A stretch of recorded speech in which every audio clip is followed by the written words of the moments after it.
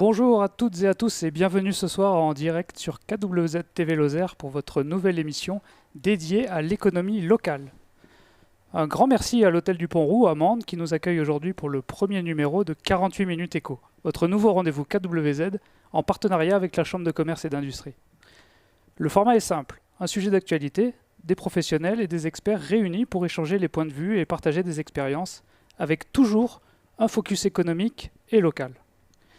Pour cette première, c'est la thématique du tourisme qui va être abordée aujourd'hui pendant les prochaines 48 minutes.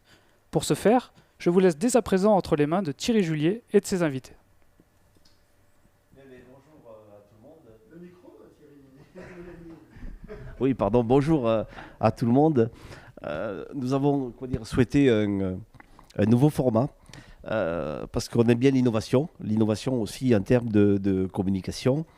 Et nous avons des thématiques que nous évoquons entre professionnels et on a souhaité faire partager au plus grand nombre les sujets sur lesquels on évolue à la Chambre de commerce. Et l'idée, effectivement, que nous avons, c'est pendant ce mandat de 5 ans, c'est de nous retrouver tous les Lozériens, avec les professionnels que je vais présenter, sur une thématique particulière.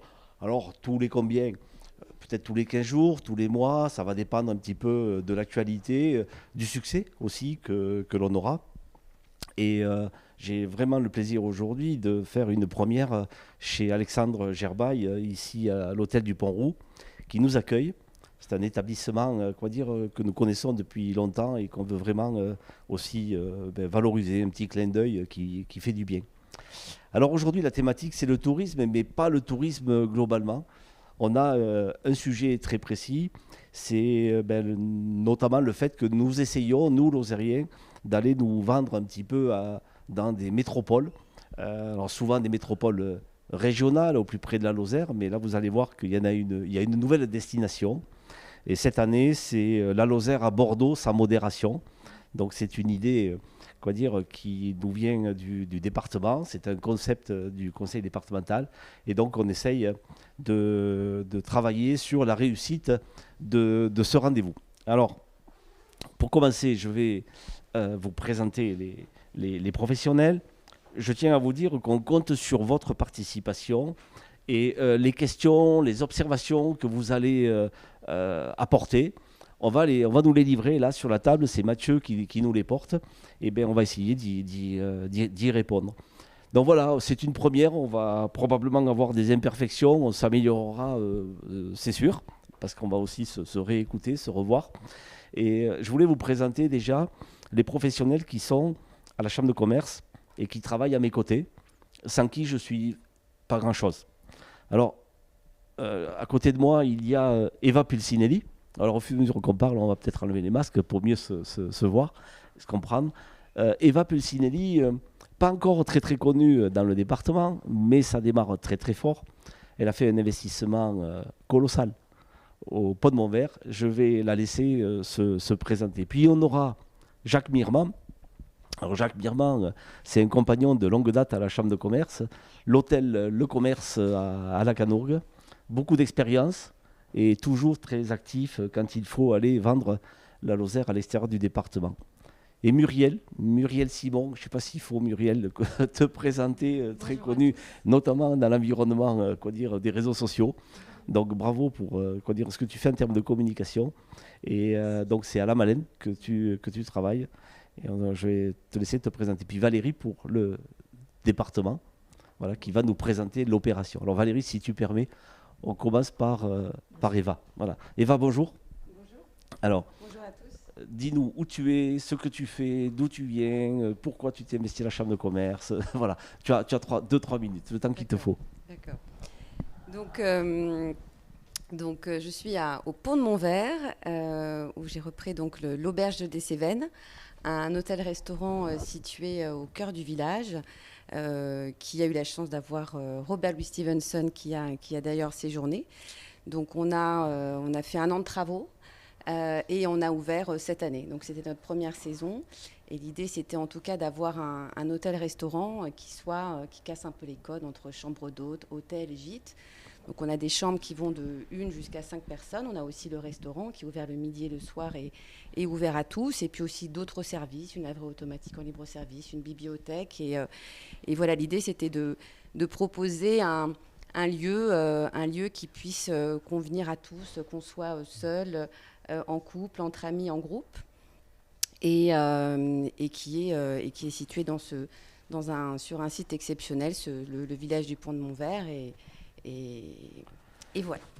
Est-ce que tu as fait une première présentation. Est-ce que tu as fait de bien, c'est que tu as fait renaître un petit peu la mémoire de Robert Louis Stevenson, parce que son âme transpire dans toute la maison désormais. Voilà, donc c'était en fait l'ambition d'avoir tout un univers autour du voyage et de l'aventure, et de partir de Robert Louis Stevenson qui a séjourné à l'auberge, et en parle dans son ouvrage, pour l'ouvrir à d'autres écrivains voyageurs, et d'être vraiment un lieu pour accueillir, que ce soit les randonneurs qui sont sur le chemin, ou des personnes qui vont venir pour plusieurs jours et le découvrir, et donc vraiment qu'on se sent dans un univers à la fois intemporel et qui soit chaleureux et authentique. Merci Eva d'être parmi nous. Jacques. Alors Jacques, nous on est copains de longue date.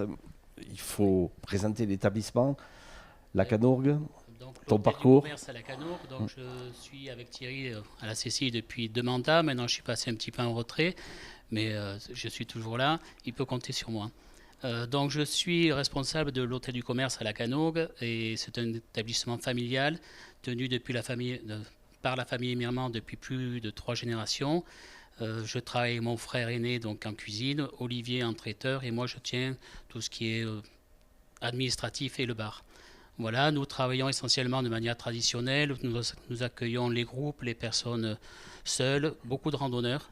Depuis quelques années, donc, on a bien prospecté sur des groupes, des sportifs, beaucoup de sportifs, donc des cyclos.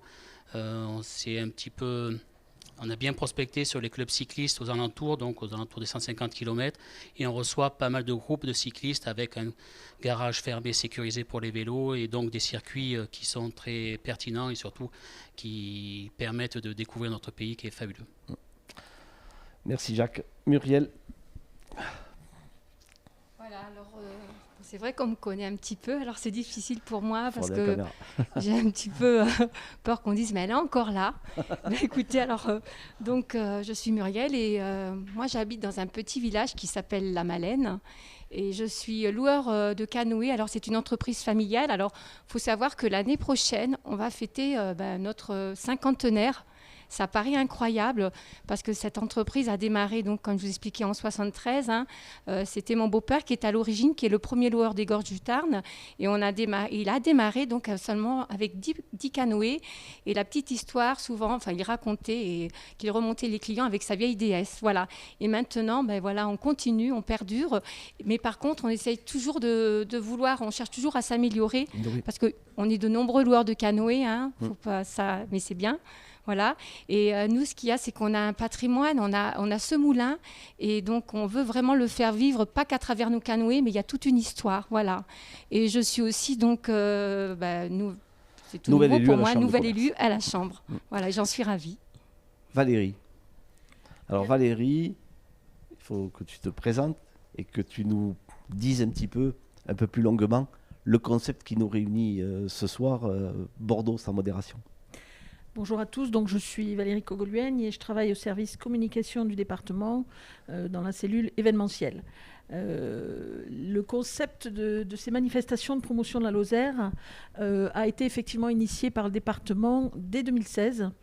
L'idée était de créer un événement d'importance à l'extérieur du territoire pour aller promouvoir le territoire à travers les prestataires touristiques, les producteurs, mais également la culture, l'artisanat, et aussi un volet attractivité, qui est aussi une des préoccupations fortes de la collectivité et pour le territoire, l'attractivité pour l'accueil de nouvelles populations. Donc le choix a été fait de partir dans un premier temps sur des villes qui se situent à moins de 3 heures de la Lozère, je dirais, parce qu'on s'est rendu compte que c'est, d'un point de vue touristique ou même au niveau des statistiques de l'INSEE, que c'est dans ce périmètre-là que les visiteurs venaient ou d'où ils étaient originaires avant de venir s'installer en Lozère. Donc l'idée était de renforcer notre présence sur ces actions, sur ces territoires, à travers cette manifestation collective qui a démarré donc à Montpellier en octobre 2016. Et nous étions à ce moment-là, et Muriel faisait partie du voyage dès cette première édition, il y avait 51 exposants. Il y a un certain nombre d'animations qui venaient aussi faire vivre pendant les 2 jours la manifestation. Alors une colle, ça s'appelait comment ? Tout simplement, la Lozère fait sa comédie, puisque nous étions sur, pas tout à fait la comédie, sur les allées du Général de Gaulle qui vont vers le Corum, mais nous étions à proximité immédiate de la comédie. Et donc, le principe... Moi j'y étais, c'était un gros succès. Oui, c'est vrai qu'on était... en plus, il y avait cet esprit village, cette ambiance très de proximité, très chaleureuse. Et on essaie à chaque fois de trouver un nom qui soit un peu en rapport avec le lieu qui nous accueille. Et on essaie également de trouver un site emblématique dans la ville qui nous accueille et qui soit suffisamment fréquenté, et ça c'est important, et c'est pas toujours évident à obtenir. Donc pour mémoire, Montpellier c'était sur la comédie. Nous sommes allés ensuite à Lyon, où la Lozère a poussé le bouchon, je dirais. Et c'était le nom de la manifestation. Là, nous étions pas loin de la gare Lyon-Pardieu. Elle est incollable. Non, mais ça fait partie de mes dossiers, donc il faut que je les connaisse un minimum. Ensuite, nous avons eu... Alors Lyon, on a été un petit peu desservi par la météo parce qu'on s'est pris un orage. Voilà, il a fallu tout rentrer très très vite. C'était un peu difficile. Puis nous sommes allés à Toulouse, où là, la Lozère s'appelait la Lozère en lettres Capitole, puisque nous étions sur la place du Capitole. Qui c'est qui choisit ces choses-là ? Parce que c'est réussi, ça. Le nom ? Ouais, le nom. C'est un brainstorming entre la présidente et le service communication. D'accord. On lui fait des propositions et elle choisit généralement ce qui lui semble le plus percutant et puis quelque chose qui soit un peu... Donc oui, Lyon, donc Toulouse. Toulouse, donc. Et ensuite, il y a 2 ans, il y a... Marseille. Oui, ça va faire 3 ans maintenant, puisque le temps passe vite. Le temps passe et le Covid. Et le Covid nous a un peu arrêtés. Il y a 3 ans de cela, nous étions à Marseille, sur le Vieux-Port. Et là, nous étions avec 71 exposants. Et c'était Plus belle la vie en Lozère, qui faisait référence à la série télévisée qui se tourne à Marseille, qui a un certain succès, et pour laquelle nous avions eu les droits d'utilisation, le nom. Je te coupe, pour ceux qui nous regardent, il faut dire que c'est toujours un esprit village. Tout à fait. C'est toujours un week-end, 2 jours. Un esprit village. On communique aussi dans la ville. C'est surprenant de voir à Marseille l'effet que ça fait. Il y a des gens qui cherchent à occuper un week-end, à faire quelque chose. Donc ils viennent acheter des produits locaux, ils viennent réserver. Des donc séjours. il faut avoir des offres pour les réservations et on va en parler. Mais il y a un effet de voir la Lozère venir à cet endroit-là. Et j'ai comme l'impression que Marseille était le plus gros succès de tout. Je pense qu'on peut le dire. Je pense qu'on peut le dire parce que déjà en nombre d'exposants, c'était le record. Nous avions 71 exposants. En termes de météo, ça a été 2 jours et demi complètement géniaux. On a eu super beau. Voilà. Il faut savoir que Marseille aussi, il y a beaucoup de gens qui connaissent la Lozère, contrairement à ce qu'on pourrait penser. Il y a une certaine diaspora aussi. Tout simplement, à la mairie de Marseille, mon contact est une personne qui a une résidence secondaire dans le Nord-Lozère. À l'office de tourisme de Marseille, c'est une Canourgaise qui est chargée de la communication. Donc on sent qu'il y a quand même une présence un petit peu de Lozériens sur le secteur. Et puis le lieu emblématique du Vieux-Port a beaucoup joué là-dessus, puisque c'est un endroit très passant, même si nous avions fait effectivement une communication en amont pour annoncer l'événement, ce qui est indispensable. Alors, oui. Du Courmontant, bonjour tout le monde. Là tout de suite, on a une personne en direct avec nous qui est Muriel Loubet, qui nous dit votre reportage donne envie de venir découvrir votre département. Eh bien, on la remercie, elle est super sympa Muriel, et les Muriel sont sympas. Et je passe la parole à Muriel d'ailleurs pour lui dire, attention, on avait dit qu'on était à moins de 3 heures, là on est à Bordeaux, donc le concept n'est pas tout à fait le même. Comment tu vois les choses, quoi? Alors moi, je suis ravie, mais vraiment ravie que ça se passe à Bordeaux. Parce qu'à la dernière manifestation, souvent après, on revient vers nous en nous demandant nos souhaits. Et moi, ça faisait partie de mes souhaits, Bordeaux. Et la crise qu'on traverse actuellement, ces 2 années, je peux vous dire qu'on a eu beaucoup... la clientèle touristique française, donc est restée bien sûr sur la France, mais on a eu beaucoup de gens de Bordeaux qui sont venus ces 2 dernières années, je veux dire, en Lozère. Voilà. On aurait pu aussi tourner, recommencer, hein, parce qu'on aurait pu faire de... Ça changeait pas. C'était prévu et là, il y a 2 ans. Là, je me tourne vers Jacques. Toi, ta clientèle, pour l'essentiel de tourisme, dans ton fichier client, c'est quoi? Je travaille beaucoup avec les gens de Clermont-Ferrand. Enfin, nous, à la Canourgue, on a une particularité, c'est qu'on a la 75. Eh oui. Donc, c'est un flux nord-sud ou sud-nord. Donc, on travaille beaucoup avec les gens de Clermont et Montpellier. Montpellier et également donc, les villégiateurs qui se rendent en Espagne. Donc, soit des courts séjours, c'est-à-dire juste un lieu de passage. Mais après, bon, c'est vrai que Marseille, tout ce qui est Aubagne, en fait, tout le truc comme ça aussi, il y a beaucoup de gens qui viennent par chez nous, quoi. Donc, Bordeaux, c'est vraiment nouveau, quoi. Bordeaux, on verra. J'ai de la famille là-bas, donc je ne suis pas trop objectif, mais il y a pas mal de gens, un 33, on le remarque vite. De toute façon, il faut démarcher des territoires nouveaux, donc c'est une bonne idée aussi. Et le choix de Bordeaux ne s'est pas fait en tirant une destination du sac. C'est qu'effectivement, comme le disait Muriel, à la fin de l'édition de Marseille, et de chaque édition, on fait un sondage auprès des participants pour leur demander un petit peu vers quelle direction ils souhaiteraient que l'on aille. Et Bordeaux est arrivé en tête, largement devant Montpellier même, et encore plus loin devant Clermont-Ferrand. Donc effectivement, quand on a relancé l'opération en 2020 pour le Covid, l'année Covid, on s'est dit, on va aller à Montpellier, on va essayer de retenter la chose sur Montpellier. Et puis le Covid a tout arrêté malheureusement, et là on s'est dit, bon, il faut qu'on relance la machine et peut-être qu'on se dirige vers quelque chose d'un peu plus extérieur et un peu plus lointain, effectivement. Oui. Alors, on ne cherche pas forcément, et c'est pas trop l'objectif non plus, d'avoir du monde toujours l'été. On cherche à occuper les ailes de saison. Et je pense qu'Eva, c'est ça qui t'intéresse, c'est d'avoir une longueur d'ouverture plus longue sur printemps et automne, quoi. Alors c'est vrai que cette année, moi j'étais assez surprise puisque voilà, en dehors du mois d'avril, il y avait le 3e confinement. On a eu du monde en mai, en juin, en juillet, en août, en septembre et aussi en octobre.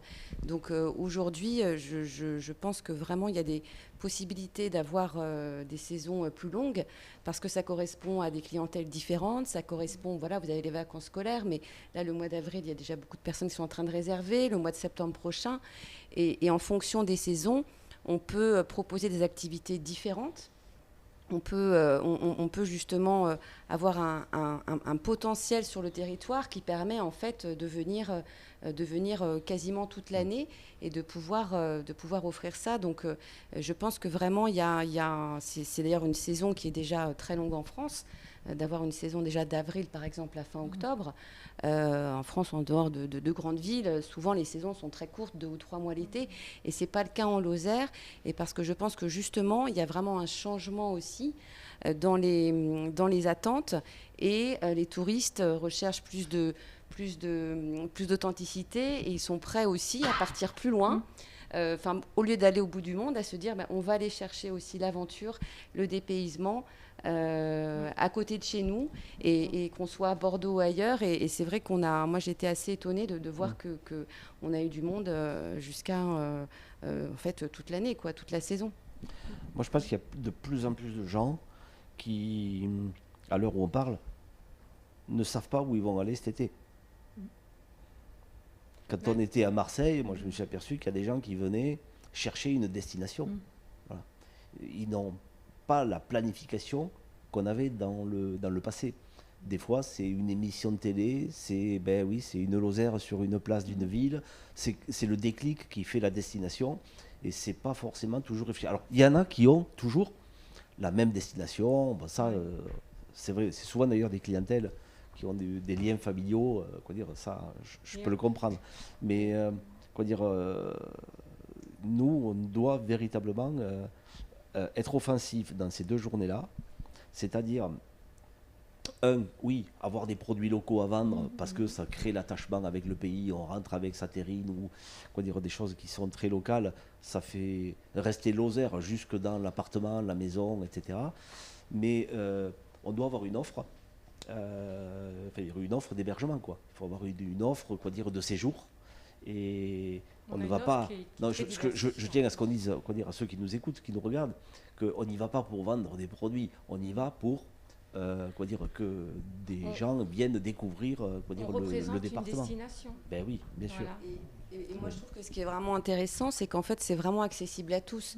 Qu'on soit sportif, avéré, qu'on soit à la recherche de ressourcement, qu'on ait envie... Voilà, c'est vraiment accessible à toutes les conditions. Mais Eva, je pense que et à tous les âges. Et moi, je l'ai vraiment vu à l'auberge. On a des jeunes, on a des personnes qui sont retraitées, qui viennent pour plusieurs jours.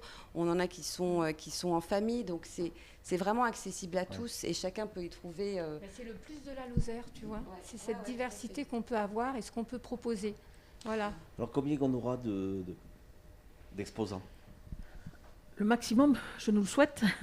On a déjà lancé la prospection. On est à ce jour, on a encore le temps, mais on est à ce jour à 20 inscrits déjà. Le changement cette année par rapport aux autres éditions, c'est que l'on a fait un choix marketing, je dirais, pour travailler sur un affichage des destinations par zone géographique. Auparavant, chacun était individuellement dans sa tente de 9 mètres carrés, certains s'associaient à deux, pourquoi pas. Et puis on s'est rendu compte au fil des années que les prestataires ont commencé à travailler ensemble. C'est aussi la force de ces manifestations. Il y a une espèce d'émulation qui s'est créée entre tous les prestataires et qui ont appris et commencé à travailler ensemble, des producteurs entre eux ou des prestataires touristiques avec des producteurs, et qui maintenant nous disent « je veux être à côté d'un tel » ou « je veux être avec le même », alors qu'ils ne se connaissaient pas forcément avant. Et donc on s'est rendu compte qu'il y avait cette démarche-là et qu'il y avait aussi une demande de regroupement par région. Je vois que par exemple, que ce soit sur le Méjean, le Fédou s'associe avec la Borie, avec la Maison Cossenard, avec les comment s'appelle-t-il, les Dolines, des micro-destinations. Des micro-destinations. Donc on s'est dit, c'est peut-être un concept vers lequel il faut qu'on évolue, surtout quand on part vers des grandes destinations comme celle-ci, où on se le disait entre nous tout à l'heure, mais la Lozère ne parle pas forcément à tout le monde. On nous confond des fois avec la Corrèze. Fois avec l'Isère. Des fois avec l'Isère. Par contre, l'Aubrac est identifié, les Cévennes sont identifiées, les Gorges du Tarn également, la Margeride, toutes nos grandes régions géographiques sont identifiées, mais elles ne sont pas raccrochées à la Lozère. Donc on s'est dit, on va, capitaliser sur ces identités régionales pour créer un événement sur lequel ils vont pouvoir retrouver sous un chapiteau les prestataires de l'Aubrac, sous un autre ceux de la vallée du Lot. Il y en a 5, les 5 grandes régions lozériennes que l'on a et qui seront identifiées comme telles sur la manifestation. Oui, ok, mais ça c'est une bonne chose. Moi je voudrais aussi qu'on dise que à la Chambre de commerce, nous réfléchissons à cette destination comme nous l'avons fait pour Marseille, pour autre chose que le tourisme. En 2 mots, tout le monde sait, on en parle beaucoup, qu'on a des gros soucis d'offres et de demandes d'emploi. Donc on va mettre un petit peu le focus à Bordeaux. Nous, on prend l'engagement d'aller chercher en Lozère, déjà, avant la manifestation, les offres d'emploi sur, je pense que, enfin, là je vous pose la question, je pense que faut pas aller chercher les 1000 offres d'emploi qu'il y a, je pense que c'est pas utile, mais on peut cibler des offres d'emploi dans la technologie, dans le management, dans l'encadrement, sur des niveaux de salaire un petit peu premium, et où on peut arriver à faire changer de vie un certain nombre de jeunes ou de gens. Ce qui veut dire qu'on doit communiquer aussi économique et pas que touristique. Ce qui veut dire qu'on doit le préparer. Donc nous, on va aller vers la Chambre de commerce de Bordeaux, qui est une des plus puissantes de France. On va voir si on peut faire un partenariat, et on l'avait fait avec Pôle emploi pour Marseille, c'était ça. On était quand même remonté sous le contrôle d'Éric Ferrière qui est là avec une 50aine de contrats de travail, et donc c'était quand même bien. Alors bon, je ne sais pas ce que c'est devenu depuis, mais bon, quand je vois qu'il y a des chefs d'entreprise qui cherchent de l'encadrement et qu'ils ne le trouvent pas, on aurait tort d'aller là-bas et de ne pas se préoccuper de ce sujet-là, quoi. Alors ce sujet, on l'a, puisque, comme vous le savez, chaque année nous accompagne également, c'est pas qu'il y a le territoire... Nouvelle Vie. On a le réseau Le Nouvelle Vie qui nous accompagne systématiquement sur cette manifestation et qui est présent et clairement identifié comme tel pour effectivement recevoir les porteurs de projets qui envisageraient ou qui veulent se renseigner sur la destination Lozère en tant que destination de vie. Donc, une nouvelle fois, le réseau Lozère Nouvelle Vie et la mission attractivité du département sera effectivement présente sur Bordeaux. Donc déjà, je vous regarde, ceux qui sont employeurs, parlez entre vous, préparez le côté sexy de votre entreprise pour être prêt à être sur cette destination, à aller rechercher des niveaux de, des collaborateurs nouveaux. Alors je dis technologie, chacun a son domaine. On va peut-être pas y aller avec tout ce qu'il y a comme besoin dans le département, mais bon, on a vocation nous à être proche de Nouvelle Vie, parce que oui, on n'a pas, des fois ce qu'il nous faut dans le département par rapport à nos offres d'emploi. Donc ça, il faut qu'on le réussisse et on va y travailler. L'autre point, c'est que, et tu as cité le mot diaspora, donc il s'agit de gens qui ont déjà une attache, ou qui l'ont eu avec le département de la Lozère, et qui ont une appétence, une attractivité eux aussi avec la Lozère. Donc là, il faut qu'on crée ce réseau-là. La Lozère, elle est partout. Il y en a plus à l'extérieur qu'à l'intérieur. Les meilleurs sont partis peut-être d'ailleurs, je sais pas. Mais voilà, on doit aller rechercher ça. Et nous avons aussi un enjeu, c'est d'aller identifier le business qui se fait déjà aujourd'hui avec cette région-là, parce qu'il y en a. Je sais qu'il y en a dans le bois, mais j'ai pas tout identifié. Donc on va essayer de voir un petit peu ce qu'on peut amener sur cette destination. Et dire également que nous avons des élus consulaires. Il y en a notamment un qui est très connu, qui est venu ici à Mende, qui s'appelle Pierre Goguet, qui jusqu'à avant-hier était président de CCI France et que j'ai accompagné, qui sera présent à cette manifestation. Et bien sûr qu'avec lui, il va amener un certain nombre d'entreprises un petit peu importantes. Parce qu'à Bordeaux, il y a de l'aéronautique, il y a de la technologie, il y a de la formation aussi. Il y a beaucoup de choses sur lesquelles on peut aller trouver du travail. Et puis je termine sur un dernier point, et je crois qu'on l'avait identifié, ça. On a le marché intérieur de Marseille, avec qui je crois on avait essayé de travailler. C'était pas Bordeaux Non. Non, pas Bordeaux. C'était sur Lyon ou sur Marseille, je ne me rappelle plus, où on avait identifié qu'ils sont à la recherche, ou Toulouse, oui, ils sont à la recherche de produits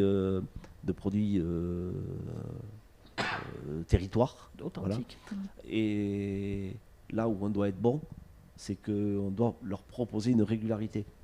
Parce qu'on ne peut pas aller chercher du business avec un marché international ou un marché intérieur qui bosse sur une ville si on n'a pas la... Alors c'est vrai pour le fromage, c'est vrai pour la viande, c'est vrai pour tout ce qu'on sait faire, le maraîchage également. Donc ça aussi, il faut qu'on travaille dessus, quoi. Il y a des observations sur ces différents points. RH, Eva. Oui, c'est sûr que je pense que la Lozère est... Oui, alors c'est un enjeu national, en tout cas dans le secteur du tourisme aujourd'hui. Mais je pense que le côté positif, c'est qu'en tout cas, il y a des offres d'emploi aussi en Lozère. Donc ça veut dire qu'aussi de se dire que la Lozère peut être un territoire attractif pour y travailler, pour y vivre et pour s'y installer. Et donc je pense que c'est... je pense qu'on est sûrement beaucoup à partager le même constat et à de dire que voilà, ceux qui ont envie de s'investir, on peut aussi former et de dire de venir travailler en Lozère ou ceux qui sont en Lozère aussi, qui ont en tout cas des possibilités de travailler dans un cadre quand même qui est préservé, qui est à taille humaine. Où justement avec le développement du tourisme, on l'a vu tous cette année, et je pense que ça va ne faire que continuer. Ça veut dire aussi qu'il y aura de plus en plus d'opportunités d'emploi, et je pense que c'est important de pouvoir le faire savoir, que ce soit en Lozère ou à Bordeaux ou ailleurs, qu'on peut venir travailler en Lozère et s'y installer. Moi, il me semble, Jacques, que les salariés dans le domaine du tourisme, de la restauration, de l'accueil, peuvent venir de plus loin par rapport à d'autres métiers, notamment le bâtiment, où c'est très localisé. Tout à fait d'accord. En fait, il y a déjà beaucoup de saisonniers par eux-mêmes qui font les saisons d'hiver, les saisons d'été. Voilà, il y a la nouvelle loi sur les 6 mois de travail pour avoir le chômage qui va compliquer un petit peu les choses. Mais les gens, déjà, il faut trouver un logement. Beaucoup de personnes demandent donc un contrat de travail avec le logement, ce qui fait que nous, ce sera à nous de mettre le logement à disposition. Enfin, voilà, il va falloir aussi travailler, être un petit peu malléable, être beaucoup plus humain. Enfin, bon, déjà, on est bien humain, on travaille bien ici.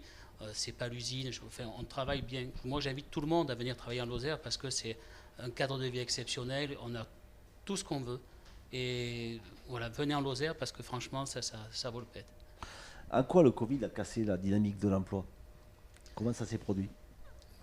Tous les saisonniers, justement, donc, se sont retrouvés sans emploi de saisonniers, donc sont partis sur d'autres filières. Et ne reviendront plus?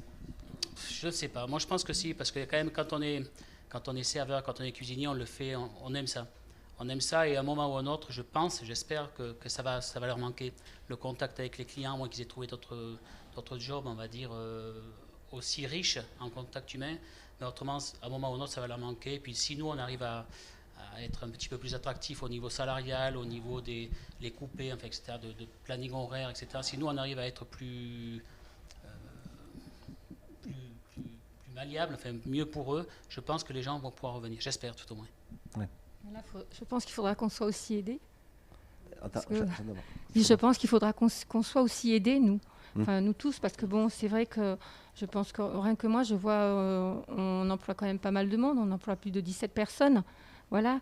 Donc, si on veut pouvoir faire quelque chose, enfin, assurer quelque chose de bien, il faut aussi qu'on nous aide, justement, voilà, pour le bien-être de nos salariés. C'est important aussi. Sur les 17, combien sont les mêmes d'une année sur l'autre? Alors, on va dire que nous le Covid nous a fait mal, voilà, parce qu'on avait des chauffeurs transport en commun qu'on retrouvait chaque année puisqu'ils pouvaient faire une saison d'hiver, voilà. Et avec le Covid, ils n'ont pas fait une saison d'hiver et ils se sont orientés, donc ils ont fait du poids lourd, ils ont fait une passerelle et ils sont partis faire du poids lourd. Donc on a perdu ces chauffeurs-là, voilà. Et c'est vrai qu'on a énormément de mal maintenant à retrouver des gens avec des compétences, voilà. On n'a pas beaucoup parlé de la date, Valérie. Et pourtant, c'est très important. Eh oui, je m'en aperçois maintenant. Il faut la rappeler. Du 20 au 22 mai. Du 20 au 22 mai. Place des Quinconces, à Bordeaux, qui est une des places majeures de Bordeaux, qui est entre le centre-ville, la grande rue commerçante Sainte-Catherine et les quais de la Garonne. Il y avait un reportage il y a 2 jours, je crois, sur, je ne sais pas si c'était TF1, je ne sais plus, sur Bordeaux. C'est vraiment une ville. C'est une ville superbe. Superbe, quoi. Il faut vraiment y aller. Et d'ailleurs, ceux qui le peuvent, une destination pour des Lozériens, c'est tout à fait faisable du 20 au 22 mai. Aller rencontrer la Lozère là-bas aussi, quoi. Voilà. Alors moi, je voudrais juste dire que j'ai eu la chance de faire tous les salons avec le département. Oui, voilà. Et alors moi, je suis toujours partante. Et vous êtes, vraiment, je trouve que vous êtes une équipe exceptionnelle. Merci. Et on ne peut qu'inviter à tous les prestataires, les artisans, enfin tous ceux qui ont envie de venir, les producteurs, à venir pour cette manifestation. Parce que vraiment, l'équipe est là et je peux vous dire qu'on est soigné, chouchouté et on est toujours accompagné tout le long. Donc merci. Tant mieux, ça fait plaisir. C'est une certaine reconnaissance du travail depuis effectivement 5 ans et je crois qu'on a effectivement noué des liens avec les prestataires lozériens, avec tous les exposants, avec les partenaires qui nous accompagnent, parce qu'il y a effectivement les exposants directs, mais on a aussi des participants qui viennent pour animer un petit peu tout cela, que ce soit les foyers ruraux, Parole Gabal, des gens qui font, je vais peut-être en oublier, qui m'en excusent, mais on a les Frères Jacquard, qui sont un groupe qui est dans les Cévennes et qui a un petit succès, une certaine notoriété, qui adore venir et qui nous appelle pour savoir où est la prochaine manifestation. Donc on a nos amis des Rude Boy Crew, mais qui malheureusement cette année sont mobilisés par ailleurs. Mais voilà, on a créé une certaine dynamique et un groupe qui a toujours plaisir à se retrouver pendant ces 2 jours et demi, en recréant un village lozérien ex nihilo sur des grandes places. Et ça, Valérie, je pense qu'on le ressent. On l'a ressenti beaucoup à Marseille. Quand les gens rentraient dans le salon, ils ne rentraient pas dans un salon. Ils arrivaient ils venaient en Lozère. Et souvent, ils nous disaient, c'est drôle, il y avait plein de bruit autour, hein, vraiment. Oui. Et à chaque fois, une fois qu'ils étaient dans l'enceinte, qu'ils étaient chez nous, en Lozère, et bien, ça y est, ils étaient déconnectés totalement de leur environnement. Si je me rappelle bien, à Marseille, on avait eu aussi, il y a des CRS pas très loin. Oui. Rappelez-nous ça. C'était une manifestation le samedi. Le samedi après-midi, c'était les Gilets jaunes à l'époque. Oui. C'était chaud, hein? Oui, c'était chaud. Nous avons été informés le matin même par les services de la police et de la préfecture, nous indiquant qu'une manifestation se prépare. Et généralement, les manifestations sur le Vieux-Port à Marseille, il y a ce qu'ils appellent l'ombrière, qui est ce miroir renversé, qui est un concept architectural sur le Vieux-Port, et c'est le point de rendez-vous. Et il nous avait dit, il va peut-être falloir que vous fermiez la manifestation et que vous arrêtiez tout. Parce qu'il peut y avoir il y a toujours des infiltrations d'ultra-violentes dans ces manifestations-là. Et on a vu arriver le long du quai tout un cordon de cars de CRS qui se sont garés à l'extérieur, donc sur la voie de circulation. Et ça a été un petit round d'observation relativement apaisé, je dirais, entre les uns et les autres. Nous sommes restés dans notre partie. Et puis finalement, ça s'est apaisé et on a des manifestants qui sont ensuite venus sur la manifestation pour acheter des produits lozériens, puisque je pense que c'était dans leur objectif secondaire, non seulement de venir sur la manifestation, mais venir découvrir la Lozère aussi. Voilà. Ouais, donc c'était des petites anecdotes. C'était un peu chaud, ouais. Alors tu as parlé des miroirs. Qui connaît le miroir d'eau? À Bordeaux. Tic-tac, tic-tac. Hein? Qui est un des aménagements qui a été fait sur les quais de la Garonne. Il faut savoir que la ville a effectivement, tout le long des quais de la Garonne, il y a des tas de choses qui ont été mises en place, y compris de l'autre côté de la Garonne, par la mairie, et avec ce fameux miroir d'eau qui est de l'eau qui affleure au niveau du sol, avec quelques jets, donc on peut, le ciel marcher dedans, et le ciel se reflète là-dessus. Donc les quais de la Garonne sont un lieu très passant de Bordeaux, où les gens flânent. Ils descendent le long de la rue qui parle de la place du théâtre. D'ailleurs, c'est la place de la Comédie, où se trouve le théâtre de Bordeaux. Et ils descendent vers les quais de la Garonne, ils viennent déambuler. Il y a la place de la Bourse. Il faut savoir qu'il y a beaucoup de monuments qui sont classés au patrimoine de l'UNESCO. Donc, interdit à l'usage, parce qu'on imaginait de se mettre sur des places autres.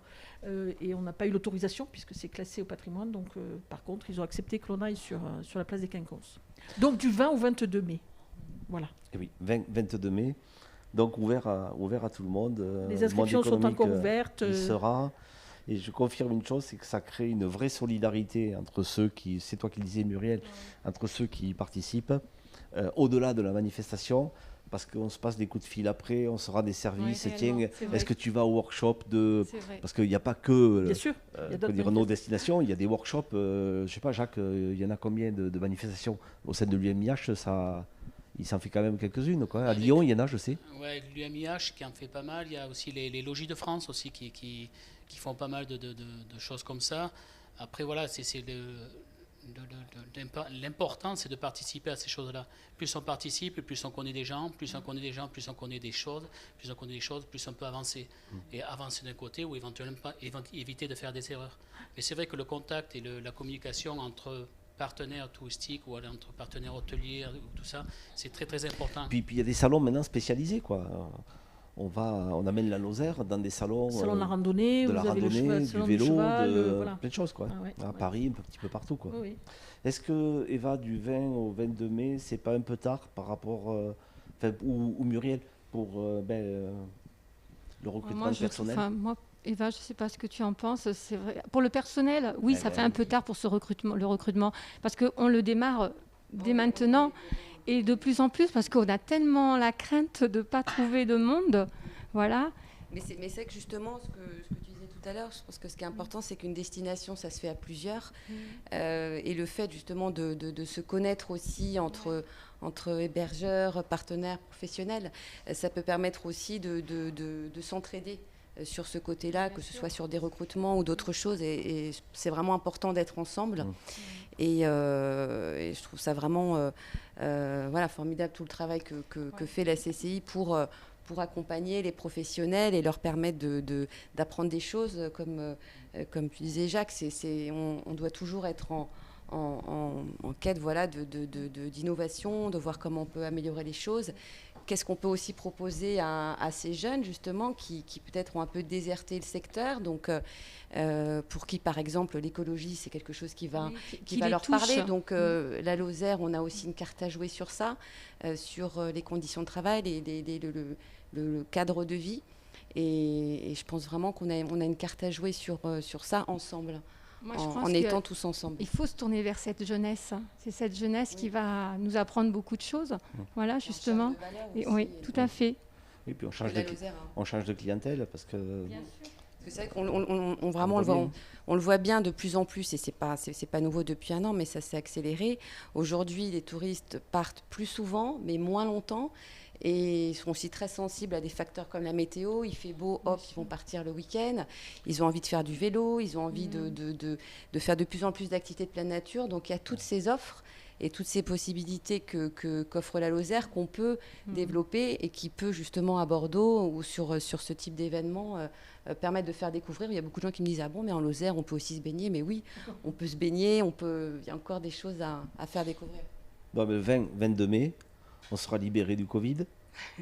On aura un nouveau président. On aura une nouvelle assemblée. Beaucoup de choses auront changé. Beaucoup de choses auront mais changé. Pas la Lozère à Bordeaux. Hein, ça sera qui le futur président d'ailleurs? Ah, vous savez pas? Bon, mais écoutez, moi je voulais vous remercier de vos contributions et je voudrais qu'on consacre un petit instant quand même à parler de conjoncture sérieusement. Vous dire que je pense beaucoup en ce moment, je le dis aux auditeurs, à tous les métiers du café, du bar et de la restauration. Parce qu'on est sur une thématique qui les concerne, mais en ce moment ça souffre, ça galère beaucoup. Les clients ont peur du Covid, donc s'éloignent. On voit bien aussi qu'il y a un impact télétravail. Donc sûrement c'est grave. Sur les autres villes, c'est impactant. Un petit peu moins, mais c'est quand même impactant. Donc je voudrais quand même qu'on pense à eux aujourd'hui, parce que je sais que ça galère, que c'est difficile. J'en parlais encore à midi avec Denis Carminati, qui préside l'UMIH. C'est pas facile. Bon, je pense que dans le mois prochain, les choses vont s'améliorer. En tout cas, on croise les doigts, on espère. Est-ce que vous êtes inquiets les uns les autres par rapport au Covid, d'une saison future, sachant qu'on en a connu une?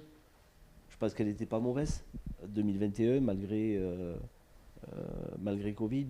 Eva moi, c'est vrai qu'on a recommencé les travaux et la reprise en plein Covid, donc de toute manière, c'est vrai que voilà, ça a été comme ça dès le début.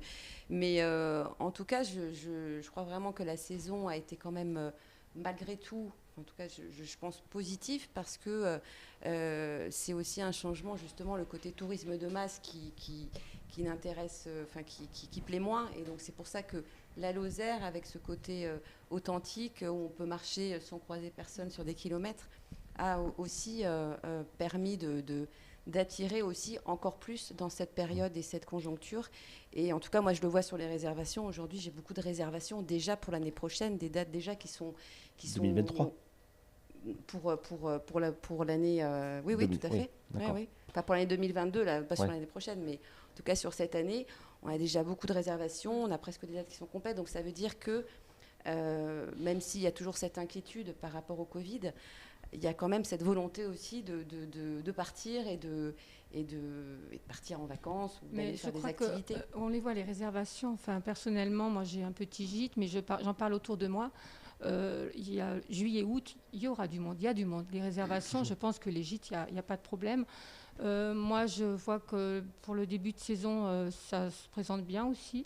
Mais je pense que, comme tu dis, cette clientèle touristique, c'est une clientèle de proximité, oui, même pour les gîtes. Moi, je suis étonnée de voir que là, le week-end dernier, j'ai eu un monsieur qui venait du Tarn, qui a réservé 3 jours pour aller faire des photos sur le Cosméjean. Voilà. Donc, on a cette clientèle de proximité qui est vraiment là. Et je pense qu'il faut vraiment s'appuyer dessus et leur faire vraiment plaisir et pouvoir les attirer même là maintenant à cette période où qui est quand même, je veux dire, venir dans les gorges du Tarn au mois de janvier, Il n'y a rien, hein, quoi.